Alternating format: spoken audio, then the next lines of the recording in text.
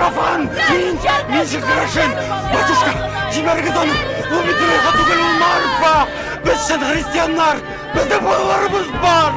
Әлбәттә, минем теге гомер яшьлегенә бармый, азагына таба бара, күбрәк эшләп калдырасы килә. 30 елга якын театр тәҗрибәсе бар, 2 белем бар театр буенча. Шушыны кулланып каласы килә. Әлбәттә, һәр бушка узган көн минем өчен кызганыч. Мин бик күп спектакльләр куясым килә.